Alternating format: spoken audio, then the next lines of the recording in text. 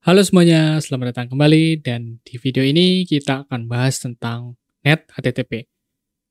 Net HTTP ini sebenarnya adalah modul bawaan Golang yang bisa digunakan untuk melakukan komunikasi klien dan server. Nah, Net HTTP ini adalah modul yang bisa kita pakai untuk bertindak sebagai klien yang memanggil API, yaitu mengirimkan sebuah request HTTP, atau sebagai HTTP server yang nanti akan mengelola request dan memberikan respons. Nah, kita akan lihat bagaimana kita melakukan pengiriman request dan menerima respons, dan nanti di bagian selanjutnya kita akan melihat bagaimana kita membuat API server dengan dengan modul NetHTTP ini, ya. Pertama, kita bahas dulu tentang menjadi kliennya. Nah, menjadi klien dengan modul NetHTTP itu kira-kira akan dilakukan dengan urutan seperti ini. Pertama, kita akan membuat sebuah request baru menggunakan ini adalah fungsi yang menghasilkan request, struct request. Jadi, kita panggil dulu fungsi new request yang akan menghasilkan data baru dengan tipe request. Kemudian kita buat sebuah struct client, kita buat nilai dengan struct client, jadi kita buat client baru. Kemudian nanti kita panggil fungsi do atau method do dari struct client ini untuk menjalankan request yang tadi kita buat. Setelah kita panggil fungsi do, kita akan mendapatkan response. Yang mana dalam respons itu dia akan memuat body, header, dan yang lainnya. Nah, kita hanya akan membaca bodinya saja. Jadi bodinya nanti akan kita convert menjadi byte, kemudian byte-nya kita akan ubah menjadi tipe data. Tipe data apa yang kita gunakan? Nanti kita buat tipe data sendiri menggunakan struct. Jadi sesuai dengan responsnya, kita buat sebuah struct untuk menerima responsnya. Kemudian nanti dari respons body yang byte itu kita akan convert menjadi tipe data yang sesuai dengan struct yang kita buat. Nah, urutan di atas ini sebenarnya hanya panduan untuk permulaan, tidak wajib diikuti seperti ini. Jadi bisa aja teman-teman punya cara yang lain, tapi untuk permulaan kita gunakan step by step seperti ini. Oke, kita akan masuk ke VS Code dulu. Kita akan lakukan pembuatan sebuah request baru dan klien baru. Nah, ini di VS Code, kita akan membuat sebuah request baru, kita namai rec misalnya ya. Rec, terus http.newRequest. Nah, new request ini menerima 3 parameter, yaitu metode string, kemudian URL string, dan body IO reader. IO reader ini adalah interface ya. Nah, berarti kita harus tahu dulu nih, metode apa yang akan kita gunakan, URL API-nya di mana, dan informasi body apa yang akan kita kirim. Nah, supaya lebih sederhana, kita jangan dulu peduli dengan bodinya, jadi kita cari API yang hanya perlu mengirimkan metode get misalnya, dengan alamat tertentu dan dia akan memberikan respons. Jadi tanpa body pun kita akan dapat respons ya. Kita akan cari API yang memenuhi kriteria tidak perlu body untuk mendapatkan respons. Nah, new request pertama kita kosongkan aja dulu untuk URL-nya dan metodenya. Kemudian body karena kita tidak akan pakai, kita pakai nil. Kemudian new request itu mereturn 2 nilai, HTTP request dan error. Jadi kita butuh satu lagi yaitu error. Karena ada error berarti kita perlu melakukan error handling. Error tidak sama dengan nil, berarti kita akan lakukan cetak error lah. Cetak error, terus habis itu yaudah kita exit aja. Exit ini berarti kita hentikan program. Jangan pakai panic ya, panic kan hentikan secara ini ya, secara paksa.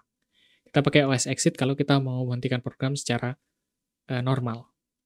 Cara yang damai ya. Request-nya kita jadikan blank identifier dulu. Kita cek dulu apakah bikin request-nya berhasil. Oke, tidak ada errornya. Sekarang kita akan membuat sebuah client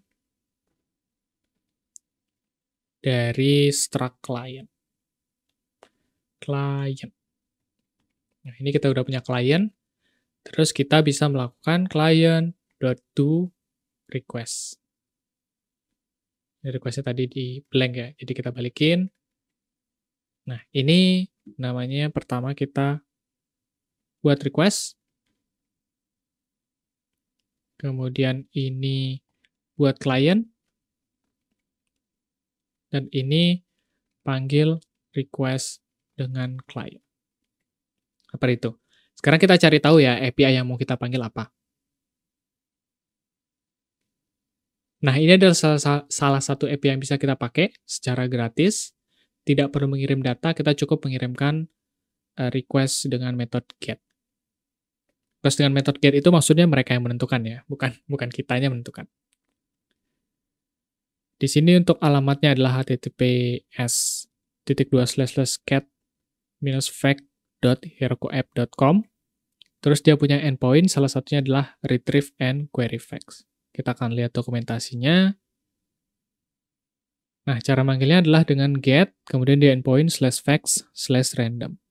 Jadi kita akan tempel alamat yang tadi, yaitu ini alamat domainnya. Kita tempel dengan endpoint-nya, menggunakan metode get. Maka dia akan menghasilkan respon seperti ini ya. Jadi dia bilang responsnya akan seperti ini. Tapi kalau teman-teman nggak percaya, teman-teman bisa buka, karena browser ini secara default dia menjalankan metode get. Kita coba getFact herokuapp.com/facts/random. Oke, ini bentuk responsnya. Nah, bentuk respons ini adalah bentuk yang nanti akan kita terima di Golang. Kita bisa misalnya hanya terima teks sama type-nya saja. Jadi misalnya kita mau terima teks sama type-nya aja, ya udah kita ingat bahwa ada kunci di JSON-nya namanya teks sama type. Dan dua-duanya jenisnya adalah string. Nah, kita ingat aja dulu ya. Kita akan buatkan modelnya atau struct-nya untuk menerima respons ini. Jadi tadi ada response struct, kemudian dia ada teks, string, kemudian tipe string. Kok pakai huruf bahasa Indonesia? Kok pakai yang berbeda dengan yang tadi? Ini nggak masalah kok. Untuk menyamakan dengan respons di JSON, atau nanti misalnya kita bikin request dan bentuknya JSON, kita nggak perlu membuat nama field yang sama dengan yang ada di JSON. Kita bisa bikin, nanti ketika kita ubah menjadi JSON, struct ini akan punya kunci yang berbeda, bukan kunci yang ini. Caranya adalah menggunakan yang namanya JSON struct tag. Struct dengan JSON struct tag. Caranya adalah kita gunakan backtick, kemudian JSON, .2, nama kuncinya. Misalnya tadi teks. Kemudian di sini struct tag-nya JSON type. Nah, maka ketika kita menerima ketika kita mengirim request JSON atau menerima respons JSON, kemudian kita ubah dari struct ini atau ke struct ini, maka dia akan mencari kunci teks, kemudian akan dimasukkan ke nilai ini. Dan dia akan mencari kunci type, akan dimasukkan ini. Selama tipe datanya cocok. Kalau enggak, nanti akan terjadi error ya. Jadi tipe data harus sama, kuncinya harus sama namanya. Seperti itu. Kemudian tadi alamat request-nya https://get-fact.herokuapp.com facts random. Oh, metode yang pertama ya, sorry. Kita cut ini, kita ganti jadi get. URL-nya kita taruh di alamat kedua. Nah, ini kita sudah tahu request-nya akan kita kirim dengan metode get ke alamat ini tanpa body, dan kita sudah punya klien untuk memanggilnya. Kita lihat dulu klien do menghasilkan apa. Oh, dia menghasilkan response, pointer, dan error. Berarti kita harus terima dulu. Response, error, sama dengan Kemudian ini kita copy aja error handling yang di atas. Oke, kemudian kita println. Kita lihat apa isi responsnya kalau berhasil. Nah, ini responsnya berhasil mendapatkan status code 200, oke, HTTP versi 1.1. Kemudian ada header-nya, ada informasi lainnya, dan ini adalah responsnya. Jadi isi responsnya atau respons body-nya ini masih berupa pointer, seperti ini. Nah, kita sekarang akan menerima respons body-nya. Nah, karena kita akan membaca respons body, biasanya kita disarankan untuk mendefer proses menutup respons body ini supaya tidak terjadi memory leak atau bocor. Jadi kita nanti tutup respons body sebelum kita baca ya. Jadi karena kita defer nanti akan terjadi di belakang. Res body close. Ini kita tutup. Sekarang baru baca respons body. Kita baca menjadi body misalnya, res body ya. Body titik 2 kita dapatkan dari read all. Read all ini adalah untuk merubah respons body, yang mana respons body itu adalah IO reader menjadi byte yang nanti akan kita kelola. Formatnya adalah read all, dia menerima IO reader, yaitu res body. Nah, ini dia IO reader. Dan read all dia menerima 2 value. Ini byte-nya, kemudian dia butuh juga error. Kita copy lagi error handling-nya. Kita sudah dapat res body byte. Ini yang akan kita cetak sekarang. Oke, kita sudah dapat respons body dalam bentuk byte. Bagaimana merubah byte ini ke bentuk yang bisa kita baca? Sebenarnya bisa kita type convert aja jadi string seperti ini ya. Nah, itu kita sudah dapat sebenarnya informasi JSON-nya. Tapi kan kita mau ubah ini jadi tipe data golang ya. Mau kita jadiin tipe data sendiri gitu ya. Maka kita akan lakukan proses merubah dari byte ini menjadi tipe data ini. Nah, prosesnya seperti ini. Ini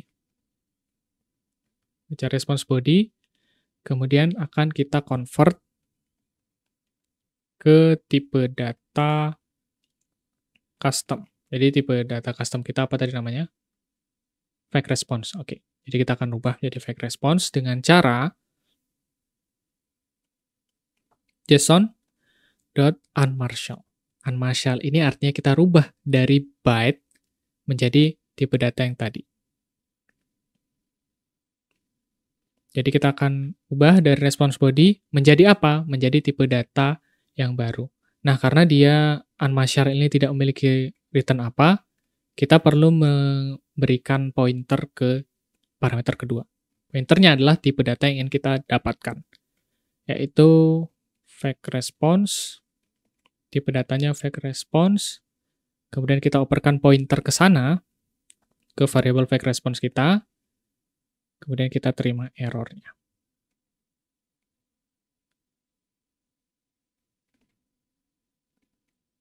Oke, kita handle seperti itu.